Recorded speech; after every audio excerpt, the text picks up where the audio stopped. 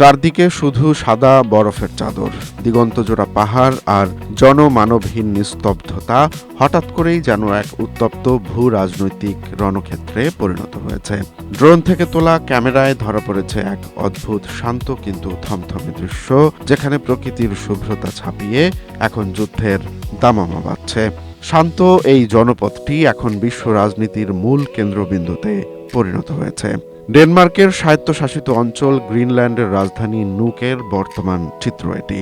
সেখানে যখন তীব্র তুষারপাত চলছে, ঠিক তখনই আটলান্টিকের দুই পারে শুরু হয়েছে চরম উত্তেজনা। যুক্তরাষ্ট্রের বর্তমান প্রেসিডেন্ট ডোনাল্ড ট্রাম্পের একটি ঘোষণা পুরো ইউরোপীয় ইউনিয়নকে বিচলিত করে তুলেছে। সম্প্রতি ট্রাম্প আবারও গ্রিনল্যান্ড দখল করার তীব্র আকাঙ্ক্ষা ব্যক্ত করেছেন। তিনি সাফ জানিয়েছেন, এককভাবে হোক বা অন্য যে কোনোভাবে এই দ্বীপটি যুক্তরাষ্ট্রের চাই। জাতীয় নিরাপত্তার অজুহাত দিয়ে তিনি হুমকি দিয়েছেন যে ডেনমার্ক, নরওয়ে, ফ্রান্স, জার্মানি সহ ইউরোপের 8টি দেশের উপর প্রাথমিক 10% শুল্ক আরোপ করা হবে। আগামী জুনের মধ্যে কোনো সমঝোতায় না পৌঁছালে এই শুল্ক 25% পর্যন্ত বাড়তে পারে। এই দ্বন্দ্ব কেবল বর্তমান ভূ রাজনীতির মধ্যেই এখন আর সীমাবদ্ধ নেই।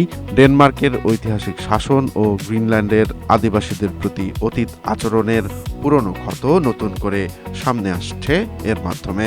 কৌশলগত কারণে গ্রিনল্যান্ডকে নিজেদের নিরাপত্তার অবিচ্ছেদ্য অংশ মনে করছে ওয়াশিংটন, যা ইউরোপের সঙ্গে যুক্তরাষ্ট্রের সম্পর্ককে খাদের কিনারে নিয়ে ঠেকিয়েছে। তুষার শুভ্র এই দ্বীপটি কি শেষ পর্যন্ত নতুন কোনো বিশ্ব সংঘাতের বীজ বপন করবে, নাকি নিজেদের ভুল বুঝতে পেরে সহসাই পিছিয়ে যাবে ডোনাল্ড ট্রাম্প?